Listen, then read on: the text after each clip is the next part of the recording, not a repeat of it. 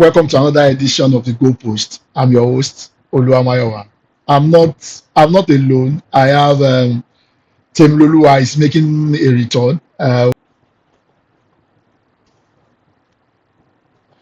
I'm doing good and fine. I'm doing good and fine. How about you? Well, it's been a whole lot. There's a whole lot to talk about. We saw the Champions League, we saw the Europa League last time that you were here on Monday. We're looking forward to the playoffs. And a whole lot happened in those games. I mean, we saw Inter Milan beaten by Bodo Glimt again. In that time period, Arsenal bottled the league. I mean, they're almost bottling the league. They decided to throw away a 2-goal. On Wednesday, you said elephant on the tree. I mean, it's been a very Of long while. course. It's been a very long while I heard that expression, and I had to go and check my dictionary just to be sure that that expression is still valid. Straight off, do you think Arsenal has bottled it? No, not yet. They are still in the process of doing so. They Oh, haven't, but they are still in the process of doing so. So I think their next 3-4 matches would totally cement that trophy, because I think it is becoming a trophy for them now. So when you bottle it, I think there's a cup called bottling. So anytime they bottle it, they hand them the trophy, because I don't understand why you will be topping for the most of the season, and then the season is about to end, and then you just decide that, okay, you know what, we don't want the EPL trophy, we want the bottling trophy. And I think they are en route, so they are going to meet Tottenham Forest. Igor Tudor's first match with Tottenham first going to be very, very difficult because he's unpredictable. You don't know what he has in stock. You don't know what he has off his sleeve. That's one of the reasons why Michael Carrick was able to beat Arteta, because he didn't even know what he was going to come up with. And after that, they have Chelsea. After that, so you just know that they are on the process. They're on the road to bottling it. It is a gradual process. Wolverhampton, Manchester United started that process, and if after the Manchester United game, they've been struggling. So it's a gradual process, gradual process, and then they'll get their bottling trophy. well, to those listening to us, a big question: will Arsenal bottle the league? Will Man City take the title from Arsenal? Probably maybe you put that in the comment section and let's see what a whole lot of Arsenal fan think. But I mean, if you look at that game critically, Arsenal, they had a couple of chances that they were supposed to take. They didn't take that chances. A whole lot of people are throwing stick at Mikel Arteta. Why do you have to play a Saka as a 10? It's been a long while Saka played as a 10. Saka is much more effective coming in from the side. There was an Eberechieze on the bench. I decided to keep an Eberechieze on the bench to play Saka as a 10. I mean, if you look at that particular game, it was a disastrous performance. And this is the same Wolves side that drew Arsenal in the first leg. Remember, it ended 1-1 in the first leg. Now he's sending 2-2 again. Do you think, the changes Arteta made might have, given the league to Man City? Because, I mean, they play a Tottenham side, and Tottenham with a new coach, there is always this placebo effect of a new coach joining, that, players want to play for the coach to justify their place in that particular team. Do you think Arteta has practically handed the league to Guardiola because of his tactics, because of formation, or what do you think? Or do you think Arteta still got it? Arsenal doesn't. Sorry to say, but Arsenal doesn't really have a go-to guy in terms of lifting the club. Let's be honest with ourselves. Most of the clubs that are top, they have a go-to guy. Chelsea has Palmer, they have Enzo Fernandez. Man City has Haaland, they have Sheki. Liverpool has Sobozlia. You understand? Everybody has somebody. Ask yourself, who does Arsenal have when they are down? Who can pull them up? You understand? So I think he was trying to experiment Saka in that position to see if Saka can be that guy, but it just didn't work out. And probably they underrated Wolverhampton because it was first versus last. Maybe they felt, okay, this is where we can practicalize this thing, and then it works, but it's backfired. And it just shows to you the mentality that is brewing in Arsenal. They are their own stumbling block. The mentality is just there. I guess for the fact that they've been struggling of late, it is wearing on them, and they're like, oh, okay, we are going down this road again. It is having a psychological effect and that is why they are still struggling at the moment, because man for man they had better players than Wolverhampton. In terms of position, they are first, and a lot of things should have gone in their way, but it is Arsenal. Sometimes when you analyze their game, you just have to end it with they are Arsenal. It is Arsenal. So I guess the whole thing is just wrapped up around they are Arsenal. They know how to do Arsenal things, because it's only Arsenal that can top for 11 months, and then on the 12th month they blow the whole thing off, and then so Uh, it's just Arsenal's but, way. but but the question is this: why are you experimenting in a game that is that important? They played an FACup over the weekend. That is a better place to experiment. That would be an appropriate place to experiment.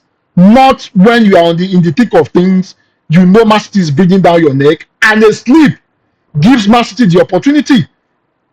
As you said, I think if Ateta, messes up this league and Man City ends up winning, do you think Ateta should be fired? Let's use that to wrap up this particular segment. Do you think Ateta should be fired?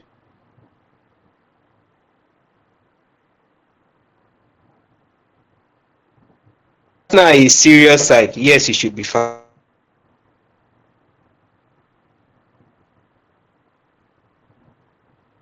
He should be fired, right? For each possession. Yeah, sorry, I can't hear you. Sorry, I didn't hear that.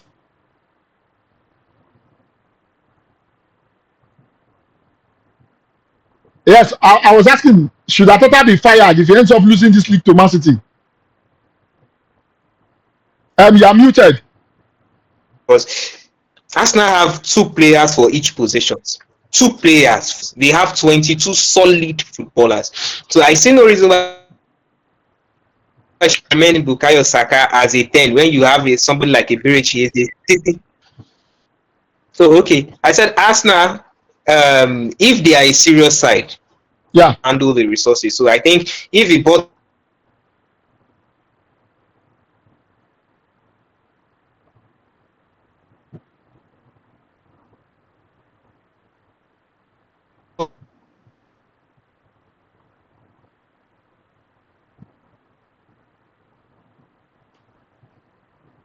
hopefully in the right direction.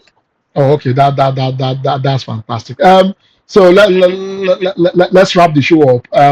There's a lot of games. The EPL is back this weekend. The EPL was off for a while, and we have a couple of teams playing this weekend. Arsenal will also be playing against the Tottenham Hotspur. That game becomes much more important the draw against because of the draw against Wolves. It means Arsenal needs to win. There is a Man City. If Man City wins their own game, and also remember, Arsenal would have played one more game than a Man City side. If Man City wins their game, definitely they are going to. If Man City wins their game against a Newcastle side, an inconsistent Newcastle side, definitely, Man City will be bringing down the neck of um of Arsenal with just 2 points. The games will be played this weekend, starting on Friday, starting today. Aston Villa playing against Leeds United. Um, Starting on Saturday, rather, Aston Villa playing Leeds United. Brentford plays Brighton and Albion. Chelsea plays a Burnley side. West Ham United, visits Bournemouth. Manchester City goes to the Tyneside to play against a Newcastle side. Crystal Palace, coming from the disappointing result in the Europa League, will play in Wolverhampton Wanderers that decided to put Pepe in the eye of Arsenal.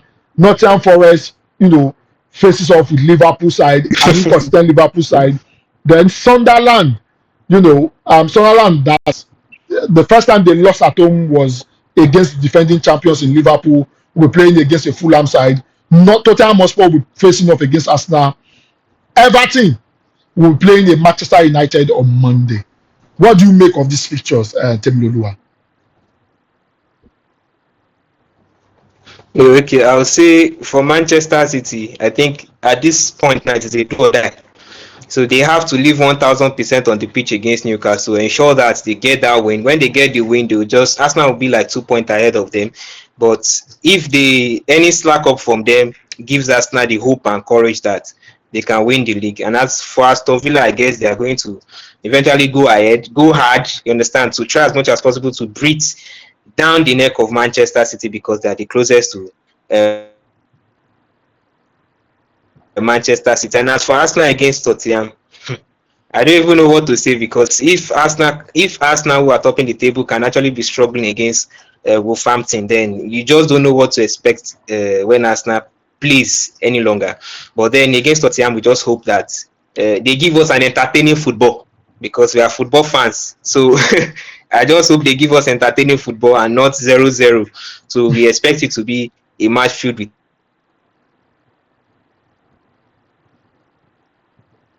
Yeah, can you hear me? First leg, Everton 10 against. Can you hear me now? I think I can hear you. So I mean, you mentioned the game against one of the biggest game of the weekend will be Tottenham playing against Arsenal.